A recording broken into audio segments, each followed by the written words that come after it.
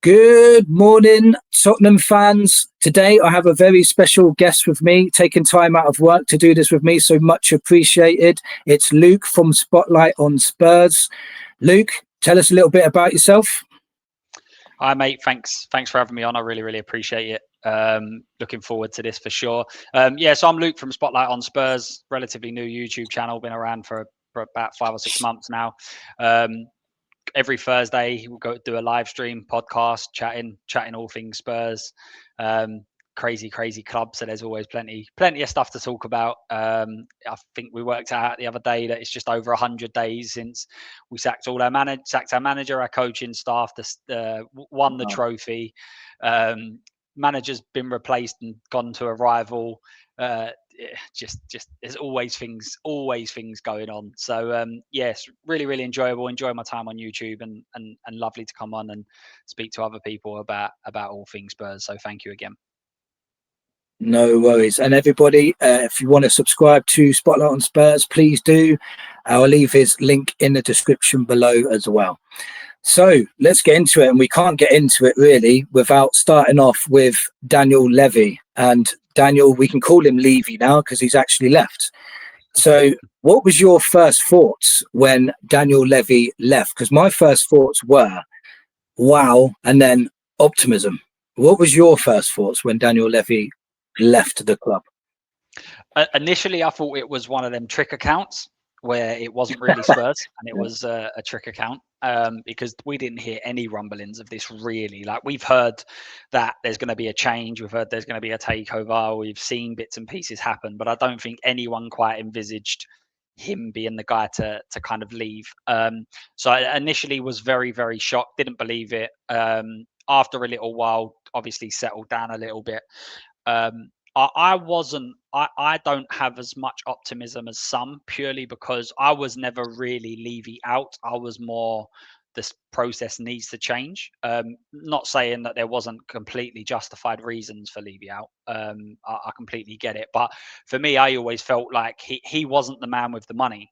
So if it was investment that we was talking about, if it was that sort of stuff, then he's not really the man to kind of point the finger at. I do think he had his drawbacks, but I think everybody does. I'm sure we'll get into it manager wise. There's no perfect manager because they'll all have drawbacks. And I suppose it's you pick and choose what you prefer or don't prefer, whatever it may be. There is a sense of renewed optimism, I think, around the fan base because of the transfer window. I think we done a bit different there. But in terms of him, I'm just, I'm eager to see what comes next, because it feels for me a little bit like I've been saying quite a lot on most streams recently. It feels like Levy's been Levied a little bit for me. He In leaked terms of, himself. yeah, well, in terms of when a manager leaves, it very much feels like the club blame the manager for most things that happen. And I don't think that's fair. I don't think that's truthful. And I'm not saying the club haven't really released statements, but even some bits and pieces that have come out and the way it seems to be worded in the press and that sort of stuff, it's almost like Levy was the one holding us back. And I'm sitting there thinking, well, you've been the owners for 25 years. And if that's the case, then why have you waited 25 years to say that he's holding us back? Like, it doesn't quite, nothing quite sits well with me at this moment in time. Now, as I said, I'm not saying that he should have stayed and everything else. I definitely think that under his leadership, we was at our ceiling. I couldn't see us ever going above where we were at in terms of being like a regular title challenger year on year, because I think the way that he operates needed to change, which is why I thought change was needed. But I also think there are a lot of positives that he brought to this club, the stability that he brought, the financial impact that we're going to have if we was to get, say, a new owner come in or want to spend money. I feel like the fans have really sort of dismissed that. I think Newcastle are a prime example. Like, Newcastle didn't have the structure and the facilities in place for them to have a billionaire investor come in and take them to a new level, because all of the stuff behind the scenes had to be upgraded before the team does. Whereas we've been left in a situation where if someone came in and had billions, we can go to that next level very, very quickly because we've got all of that structure in place. The revenue's there, the stadium's there, the training facilities are there. So I agreed with him when he said, I think I'll be remembered better when I leave. But I think, quite rightly so, it's a case of when when a person says it about themselves, they get a little bit of slander. Whereas if someone else was to have said it, then maybe they wouldn't have been there wouldn't have been so much aggravation or issue with amongst the fan base. But as I said, I'm sure we'll go into it a little bit more detail when we talk about some other points coming up. Yeah, and you've made every single point you made. As I think most Spurs fans are on the same page for once when it comes to Daniel Levy. He's left a perfect foundation for the next people to come and try and push us on further.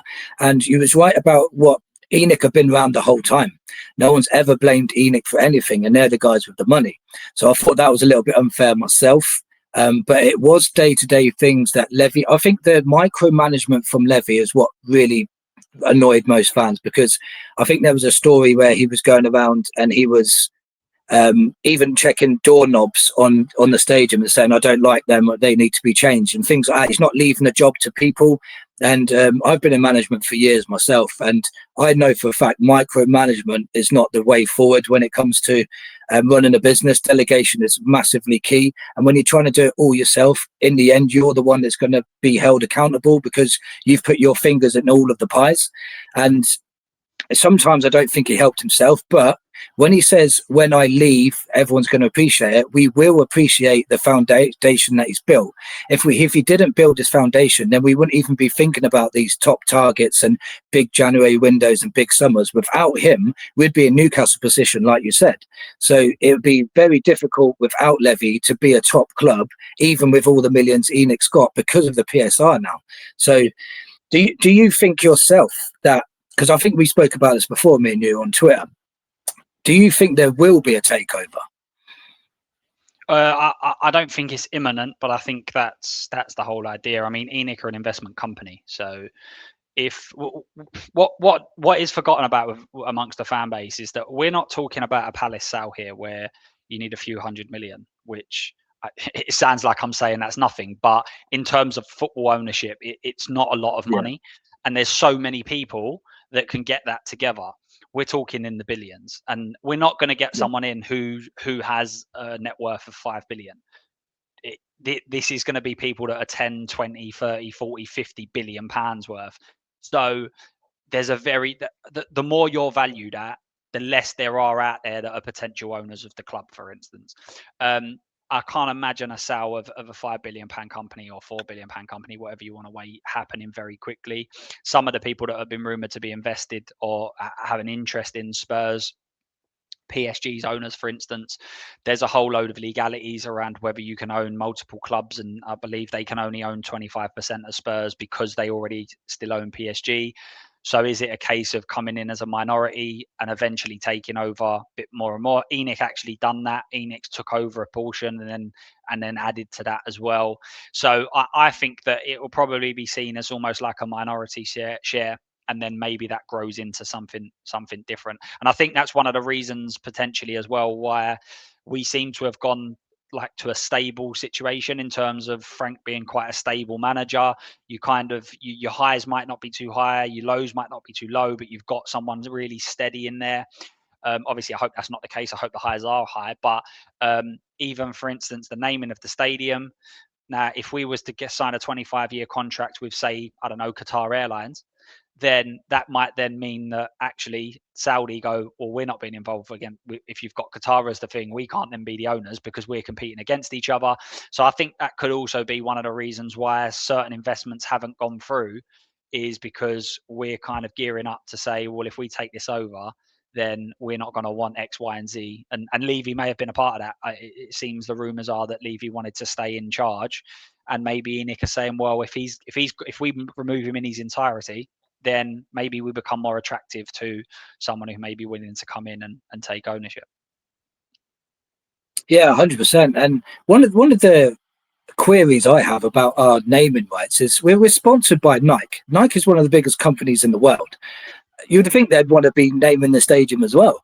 That would be a match made in heaven for Spurs. But yeah, we'll see what happens in the future. I do believe that with all this change, if you wanted to do things the same way, you would kept Levy. That's the way I look at it.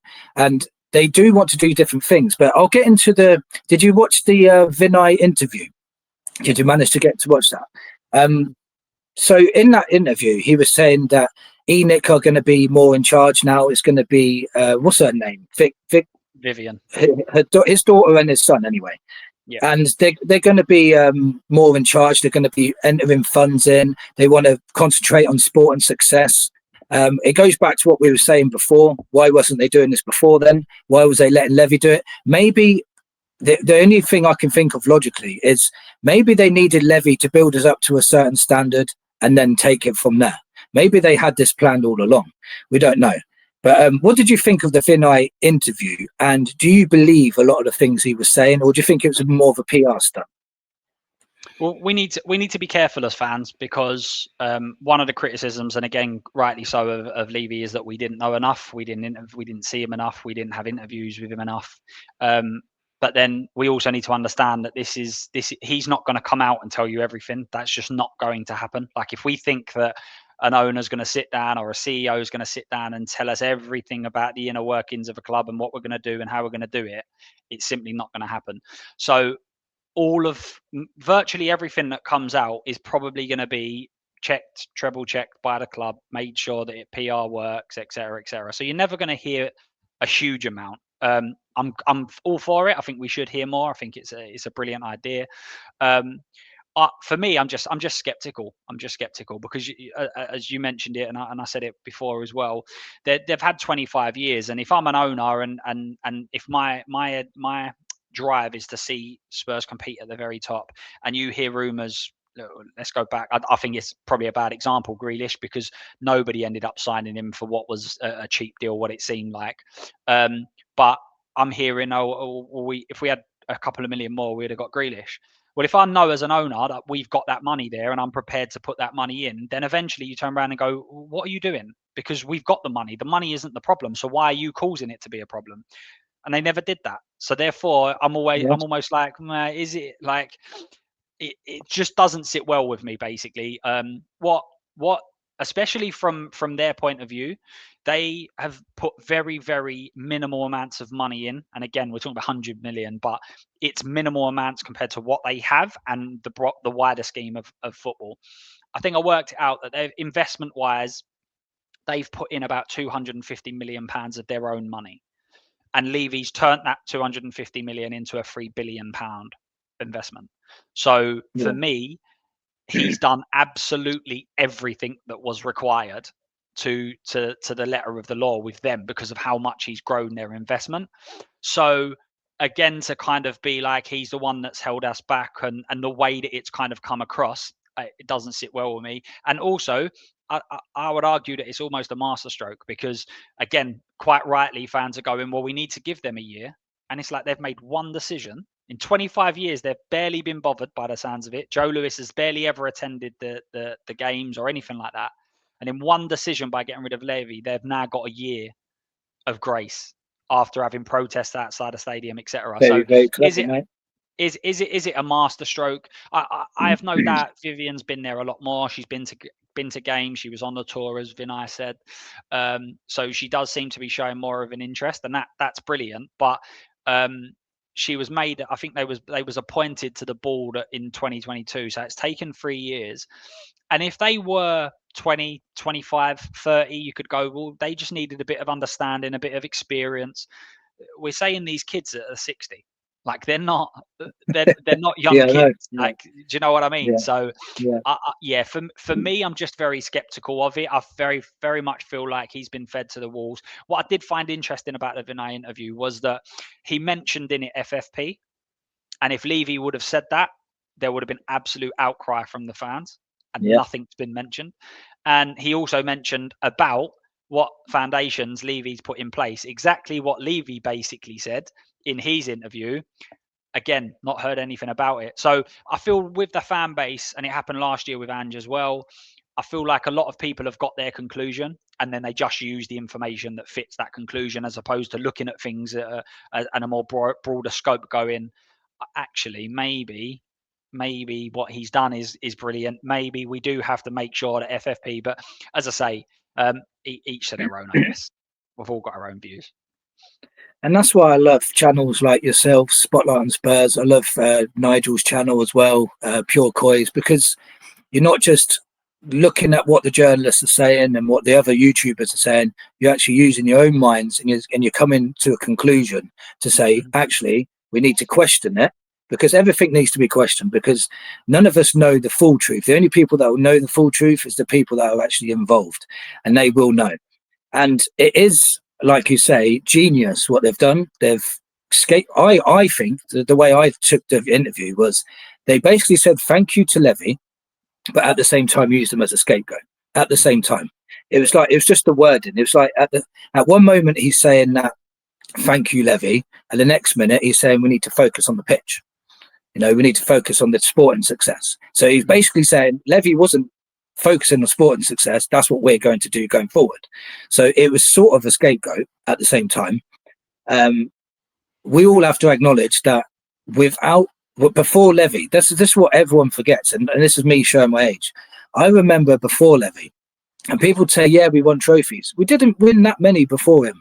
If you look, I'm not talking 60s because we won loads.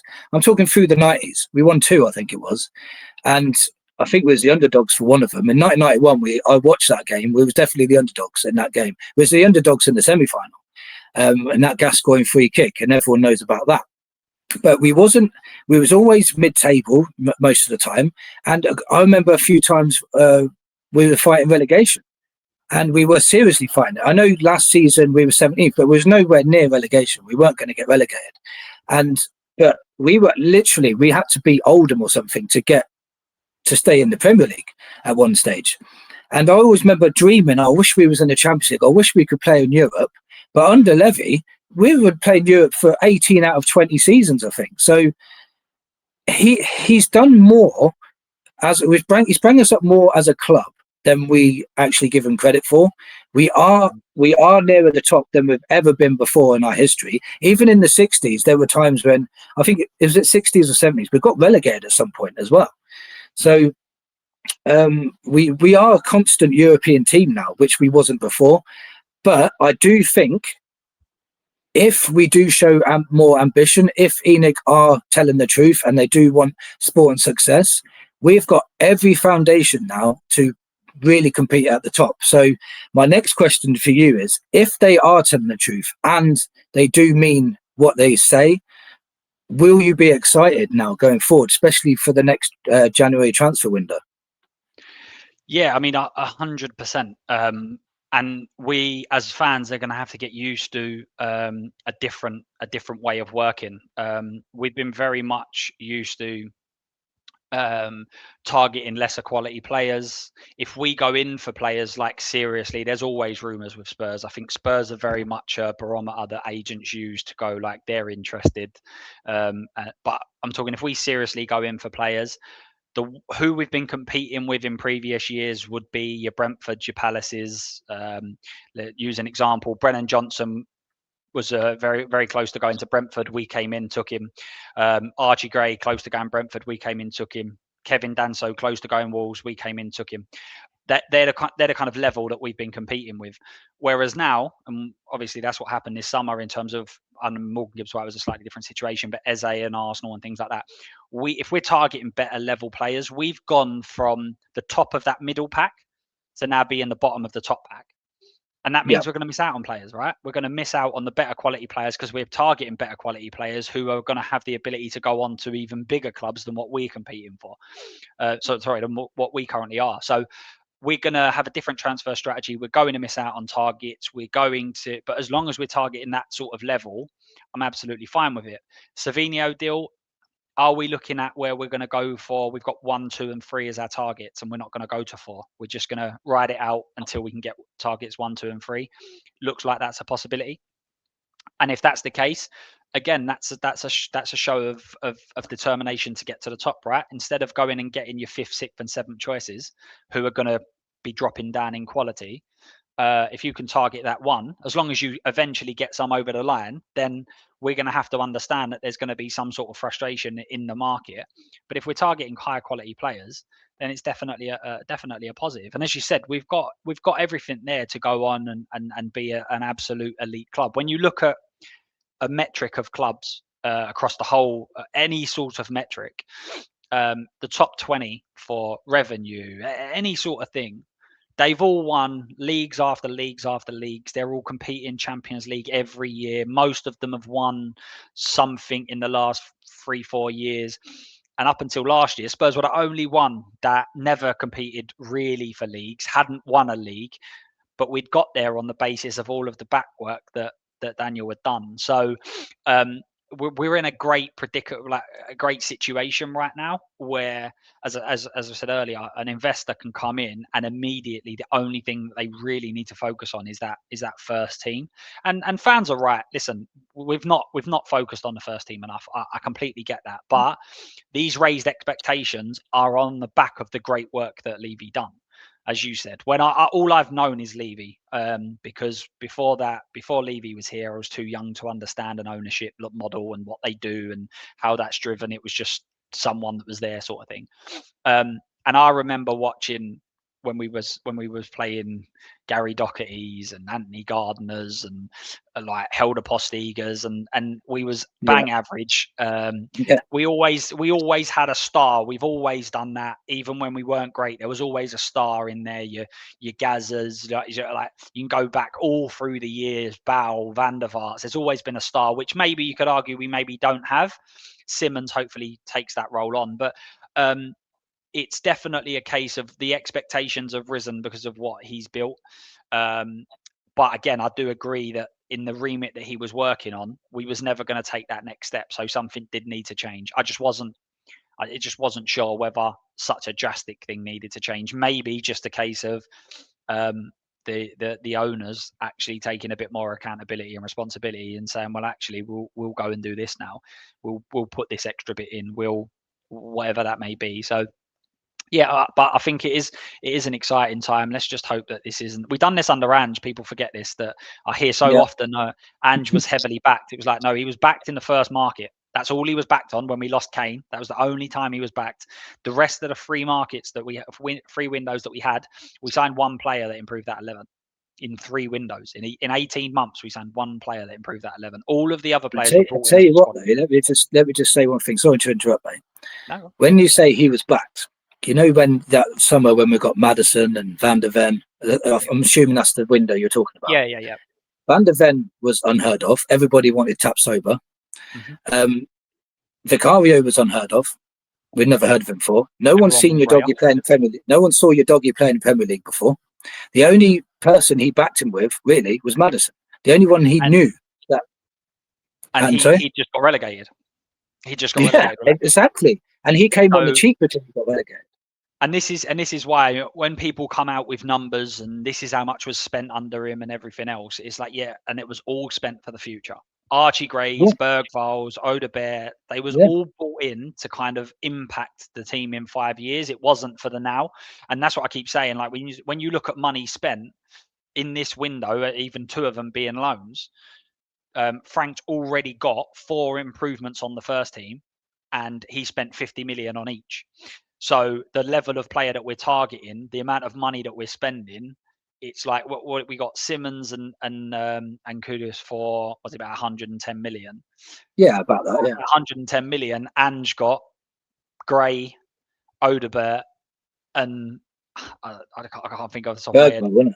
Yeah, and it's like there's a different caliber here, different level. Ange didn't spend, or the club didn't spend 400 million on ready-made first-team players that were coming in, because if he did, he would have overhauled the complete squad. Everything could have, or the first 11. Sorry, all we've done is focus on squad players, and ironically, we're now saying that the squad isn't good enough. So, yeah, well, there's an easy argument there, mate, because we've signed Mawani, Kudos. I know a couple of these are on loan, but we signed Mawani, Kudos, Paulinho, Xavi, Takai, Tel, Danso, and Kingsley since January. And there's a lot of Spurs fans saying we didn't do enough. Can you imagine what Ange had last season then? And you've got to remember, he had a mass injury crisis as well. And this is what I've been saying about the window, is that people are saying that it's a good window, and I'm like, it is in its if you just look at it as an isolated window. But what you forget is that the 3 previous windows we'd only got in one player that improved that 11, and that's why we're playing catch up already because Yeah. we didn't do what we should have been doing back then. And again, I've been a kind of Ange defendist, and I always have been, and not because, again, similar to what I say with Levy, 100% had these drawbacks, but when you go through the last season, when we had them injuries at centre back specifically, and we're playing Archie Gray, who's never played in that position ever before in his debut Premier League season, and then drag us in alongside him, who himself needs a bit of experience and everything else in a He's relatively only new league. 22 as well. So Exactly, well, and we 21 knew. last season. So We knew before that January window, this was like early November, mid-November, when they picked up their injuries. Every fan knew we 100% need a centre back. And that was also, which is often forgotten, Ange also said he wanted an additional centre back in the summer, which he didn't get. So he was already one short. And we had 6 weeks to prepare for that window. And we ended up signing the first outfield player that came in was in February, in that January window. It came in on the 1st of Jan when Dragusin got his injury. So when people talk about he was backed, he was this, he was that, that's a narrative that fits the argument that Ange wasn't good enough. It doesn't. When you go through a lot of the factual parts of it, there's a lot of to and fro in either side. And again, there isn't really a right or wrong. It's an opinion based thing. But we need to start focusing on the ready-made players that are going to come in and make an impact as of right now, and that looks like we're doing that. Well, we sort of spoke about it, but I'll mention it because it's a big news that we got yesterday. And Ange has gone to Nottingham Forest. So what I want to do with this information is we've explained a little bit about the injuries. We've explained about how we don't think he was backed as much as already Frank has been backed more, in my opinion. But tell Forest fans, because I've seen a lot of, I'm trying to word this right, I've seen a lot of negativity towards Ange, which I think a lot of it's unwarranted, because I think even the injuries were blamed on him. And I've done a whole video on it. There was so many circumstances where there were knocks or knee injuries or injuries during the game that was nothing to do with Ange's tactics, but he got blamed for absolutely everything. And if he doesn't play pragmatic. Would you seriously play pragmatic with Davis and Archie Gray as your centre backs? You would play to your strengths, and you would play going forward, because you sit back with them two, you're going to get even more pressure on your team. So I agree with a lot of things he was doing. And as you know, I was getting a lot of stick last season for sticking up for Ange, because there was a lot of circumstances that people blatantly ignored. Like, there was a lot of pundits on TV as well that ignored that we had 14 first teamers out playing twice a week. Sometimes I think we was in the League Cup, the Europa League and the Premier League all at the same time, playing with 14 players missing. And I don't care who you are, you're going to struggle. If any team had that and they were all long-term injuries as well. They weren't like a knock here and there and they came back a week later. They were long-term injuries. They had to get back, and they had to get match fit, and they had to get match sharp, and then they had reoccurring injuries. It was ongoing, and he still ended up with a trophy. So what's your take on Ange Postecoglou? And let Forest fans know that it wasn't as bad as it seems. Yeah, I mean, again, it's very quickly forgotten about. Well, I suppose it isn't, but he finished 5th the season before when he didn't have Europe. Yeah. We just lost Harry Kane, and that was a major. And the funny thing is, every Spurs fan said, and I said it as well, if we lose Kane, we're a mid-table team. And he ended up getting us to 5th. So, and everyone will say, well, that was just the first 10 games and everything else. And it's almost like, well, he was the manager for them 10 games. Do we not count them? If you take away his losses, his win and draw ratio is fantastic, because I'm not including any losses. Like, you can't pick and choose it, sort of thing. So, he was to blame. He has to take a portion of blame for the injuries. The hamstring injuries seem to follow him around club to club. So 100% he needs to take some responsibility for that. However, I've seen Dragusin and I've seen Kulusevski both get injured, and by our physios been told to return to the pitch. Dragusin was doing star jumps when he done his ACL. Like, this club has been renowned for injuries for 10, 15, 20 years, and it's so often that's thrown at him, and again he takes a portion of responsibility 100%. This is a club that had Ledley King, Eric Lamela, Darren Anderton. That, like, this isn't a new injury thing. Oh my god, we've never had injuries before. So and you're completely right as well. Solanke is a great example. Solanke played 38 Premier League games for Bournemouth the season we signed him. 38, Yep. didn't miss a game. In his second game for Spurs, he missed a game. He then got an injury to his knee in training, which was there was no contact. It wasn't even a full sprinting. He came out and said it, I think, where it was literally he had a shot and he went kind of over and then he was out for 6 weeks. Like, this is just something that happens at this club. We just seem to be terrible with injuries. So, and I kept saying to everyone, when he goes, believe it or not, there'll still be injuries. Well, look what's happened. Maddison in pre-season is nowhere near the player, nowhere near the ball. All of a sudden does an ACL. Like, we just have this. So I completely agree. I think that a lot of the stuff that he was criticised for, I understand, and to a portion, there was a portion of blame that goes his way. But I don't think it's anywhere near as bad as what some people made out. I think a lot of the injuries, or a few of the injuries, were very unlucky. And what's ironic is that Levy, the whole thing that's pushed at Levy is that you didn't win any trophies, you didn't win enough, you didn't win enough. We won one, and that wasn't good enough. So it's almost like, well, what do we want? And listen, I wouldn't take last season every year, absolutely not. But I use Liverpool and City as a prime example quite regularly, because I think that it depends on where you are as a club, right? Liverpool have a great, even though they hadn't been great in the year, great in the league up until recently, their European runs, their European titles were something synonymous with Liverpool. That was what was kind of, people thought that they would have an impact in Europe, but not in the league. And then City, arguably the best team in the world for years, just couldn't get over the line in the Champions League. So I would argue that both of them would absolutely go, do you know what? Liverpool would say, I'm not interested. If we go out in the group stages of the Champions League, but we win the league, that is massive for us. And I'm sure City would have actually taken second, but won the Champions League, because they had different priorities as a club, right? Yeah. For me, we had to win a trophy. We had to win one, and we had to win one soon, because 17 years is far too long. We just absolutely needed to win one. So he sat in a situation and gone, I'm just going to go all out to win one. And listen, that takes some cojones, right? To turn around and go, I'm going to bin off the league, and I'm going to go all out for the Europa League. So I think some of it is warranted. I understand it. I get it. I just think some of it's way over the top. And exactly what I said about Levy, I think some people have their opinion and their conclusion on Ange, and they're going to make sure that it fits, every piece of information it's used fits with that argument. But I don't think anyone's going to be right in this situation. The people that wanted him gone are going to keep saying he lost 22 league games, and the people that wanted him in are going to go, yes, but he's holding a European trophy, which Spurs haven't done for 40 years. That's it. Exactly. And people are so set in their ways, people are not going to change. That's going to be it. But it'd be interesting to see how he gets on, because I think player profile at Forest, I think defensively their setup allows them to be great defensively, but I think individually, especially in his tactics, I don't think they've got the player profile to be able to handle it. So it'd be interesting to see. And then just going on as a final point, sorry, I'm rambling on a bit. It's all right. No, keep going. In terms of the tactics, saying, oh, he never changed. He never changed. Well, he did. He changed in the Europa League final. He changed in the semi-final. He changed in against City, and everybody turns around and goes, "No, that was the players."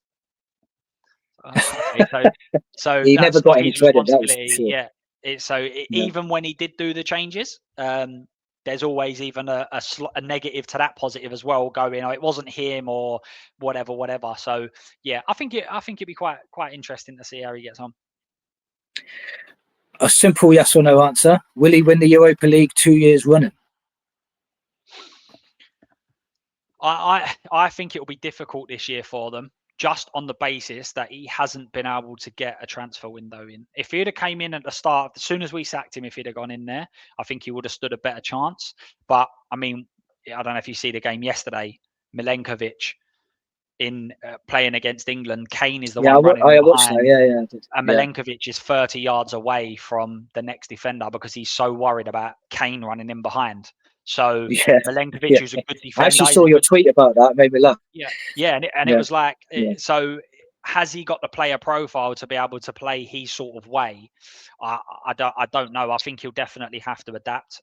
But in terms of Europa League and Conference League, I think the English clubs are going to be favourites for them pretty much all the time now, because of the strength of teams that they've got. Listen, they've got some top players. I don't care that he didn't come to us. Morgan Gibbs-White is a top player. He struggled at the start of the season. He is. But he's a top player. I really like McAtee. I'd have liked him to come in at Spurs as an option, not as a first teamer. So I think they've got some good options, but I Callum think Mwendo joined as well, didn't he?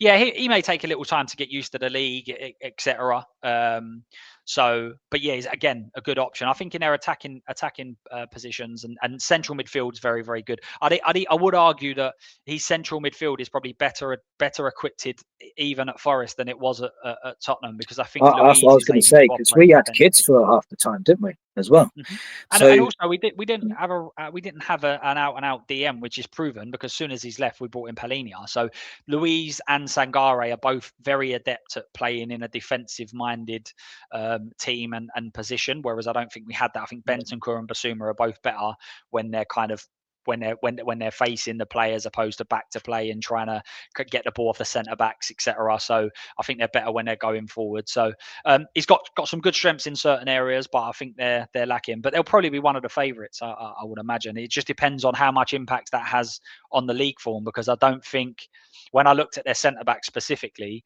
their centre backs, you've got Murillo, who's decent, but I don't think he's quick enough to really play like a Van der Ven role. Milenkovic, already discussed that. They've got Willy Bolly, who's 37, I think. He's not going to be running back. They've got Zach something, I can't remember his surname. Zach Abbott, who's 19, barely played in the Premier League. Another centre-back, Brazilian, 20, barely played in the Premier League. So I think they've got certain areas where they're really struggling. So, but it'd be interesting to see where he focuses. Maranaka seems to want to win things. So yeah, that's one thing for sure. Ange is going to get backed. And if he wants certain type of players in Celtic, you could argue he had the best team in Scotland. Mm-hmm. And that's why a lot of people say that's why he won everything. It wasn't the only reason, but that's why he had a better chance than anyone else. But if Forest start building a team that's up there with one of the best squads in the league, which Marinakis looks like he wants to do, then Ange can be quite scary. So we have to see how that pans out. All that talk that I've been saying could be completely wrong. At the end of the day, we might see the same things at Forest, and I'll be like holding my hands up saying, well, if it's the same again, then it must be an Ange problem. But we'll see. We've gone over the transfer window already, mate, so I'm not going to go into that again. What would you rate it out of 10 if you gave it a rating right now? I think if you're rating including the players, Frank and Levy as well into that. I think if you're rating the players individually, I think they're all 8s and 9s, or most of them, the top ones that have come in.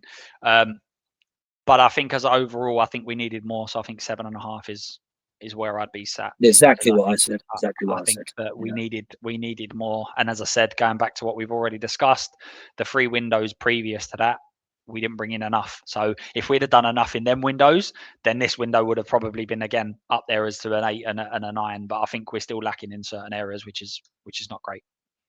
Let's hopefully it's changing going forward. We've already seen a change in the, like you said earlier in the video, caliber of the player. So let's hope we carry on with that, and hopefully January is a good one. So with all that in mind, where do you think we can finish this season if we get luckier with injuries? I've been saying I think 5th to 7th is where the expectation will sit. I think the top 4 are clear. I think Arsenal, City, Liverpool and Chelsea, I think, are clear of everybody, and I think we're fighting it out. Obviously, Newcastle lost Isak. How quickly does the 2 strikers, Wissa and Watameda, or I can't pronounce his name, but how quickly does he settle? Could prove pivotal. But I think we're definitely in with a chance. But it's funny, as you said, like what is the focus for this club? Because, and I'm not saying what's right or wrong, but we had Pochettino, who got us to the final of the Champions League, and eventually deemed that what was under him wasn't good enough. Mourinho got us to a cup final, which was the Carling Cup, and sounds like we felt the Carling Cup was beneath us, so that wasn't good enough. Ange goes and wins us first European trophy in 40 odd years, but the league form wasn't good enough. Conte gets us top 4 into the Champions League on a shoestring sort of budget, and with few things that player profile probably didn't suit his style of play. That wasn't good enough. So it's interesting to know what is good enough. Personally, for me, I think that winning a trophy meant it's an unbelievable feeling. Are we going to turn around and say, let's focus on in FA Cup this year, see where we get on? Is it going to be the Champions League? So there's so many different factors, but I think 5th to 7th would be there or thereabouts. Obviously, you could go in, you could lose Romero for the season, and all of a sudden you might say, we're going to struggle here, there, and anything can everywhere. change tomorrow, right? So yeah, just as a whole, I think 5th to 7th is where we should be competing. And then obviously we'll look at where we are in January. It might mean if we could go and get two top players, maybe one of the top clubs are falling off or something like that. So, but 5th to 7th, I think is reasonable. I think that's where we should be. yeah, I think so as well. And if we manage to get 6th, we're back in the Europa League, and I'd be very confident with a few more decent signings that we could go on the season after and try and win that again. So I'd be very happy with a 6th place finish. If we finished 4th and we entered into the Champions League, it's great for money wise, great for building on your squad, but we're not realistically going to win that competition. So for me, either or, 6th to 4th, I'll be very, very happy with. If we ended up in the Conference League, I don't think I'd be over the moon with it, but it's still an improvement from last season league wise. Going through a cup competition, I think it's just how the league pans out for me. I think if we're going through the league, we're steady in the league, say we're between 8th and 9th or something like that, and we're in the quarterfinals of the cup, I think then we'd start focusing on the FA Cup, and then you'd see that more. But so what do you think of Frank? So if I won't keep you long, mate, because I know you've got to go back to work soon. So briefly, what have you made of Frank in the 4 games? And what's the biggest difference you've seen between him and Ange Postecoglou? What have I made of him in the 4 games? Well, I've not seen anything that surprised me. I think that I know we had a terrible defensive record last year, but I think that we're starting to see potentially why Ange focused so much on attacking, because he knew that we were so lacking in attacking. Like, people are looking around going, none of these are good enough. And it's like, well, he was up until the last couple of weeks when we essentially didn't fill the first 11 because we was focused on the Europa League. He was one of the top scorers in the league. And maybe that's one of the reasons why he knew that we were so bad as an attacking threat, and we didn't have enough going forward, that we had to tactically be so attacking to get them goals. So we're not great in attack, which is something I knew we wasn't great in attack. And defensively, he's going to make us a hell of a lot better. I think structure wise, it suits a lot of the players. I think that Van der Ven and Romero as a partnership is very, very good. You've got Spence being on one side, who fullback defensively is absolutely superb. 1-on-1 is absolutely fantastic. Frees up Porro to have a little bit more roaming ability with his passing ability. It's fantastic. So yeah, nothing's really surprised me, to be honest with you. I've admired Frank from afar. This isn't. My problem has never been with Frank. I've always thought Frank is a very good manager. He's a good coach. He's a great person. He's someone that you'd want to work under for sure. When Ange was being spoken about at leaving, my expectation would that we would take a couple of steps up in terms of the level of manager. So we would go for top tier managers. And there's no argument that you can give that tells me that Frank's a top tier manager at this moment in time. Has he got the ability to be? 100%. I think he's clever, he's smart, he's intelligent, he knows what's needed in games, etc. But he's not won trophies, he's not competed at the highest level. What he done for Brentford was remarkable, and I hear a lot of people say that. Dyche done a fantastic job at Burnley. Does that mean he should go and get a top job? What's required at certain levels is completely different. Some fans, some managers are brilliant when they've got, say, young players around where they listen to. Poch, for instance. Poch is brilliant when he's got a load of young players that listen to every word, blah, blah, blah. He goes in at PSG where he's got top egos and everything else. Didn't quite work out. So yeah, I think there's different requirements in different roles, but I like Frank. I think he's a good, solid appointment. Has he got the ability to potentially go to that top tier of management? I think so, but we still need to see it. But I think it'd be unfair to judge him on the 4 games that we've seen in terms of like PSG, for instance. We kind of lost the lead. I know that a lot of fans kind of jumped on him for that but I think that was down to the level of playing quality that we had available at the time. Solanke still coming back, that sort of thing. So I like what I've seen. I think it will be good. I think he'll be a good, solid manager for us. We'll be very steady. It's just I don't know whether he's able to get over the line, and hopefully he'll prove me wrong. Yeah, I agree with everything you said. He definitely still needs to prove himself. The pressure and the expectation levels are much higher now, and also the criticism will be higher. So the Bournemouth game already has showed us that he's already got flaws, and it will take a little while for us fans to fully commit to saying that he's the best manager going. When a manager does well, we do get behind him, but I've noticed as soon as a manager drops, there's a lot of negativity. It's what he can do when that happens, because inevitably you're at Spurs. There's going to be a rough patch. There's going to be times when you're really going to struggle. You're going to get mass amount of injuries, and it's what he does then is what's going to really show us what he's made of. He's already been backed quite a lot in this summer, and if he's backed in January and next summer, he has got the intelligence and know-how to improve players as well. So I'm quite excited to see what he can do, but I'm not going to say he's a world beater just yet. So I agree with you. We will have to wrap this up soon, mate, because you do have to go back to work. So I'll go straight to the predictions of the West Ham game this weekend.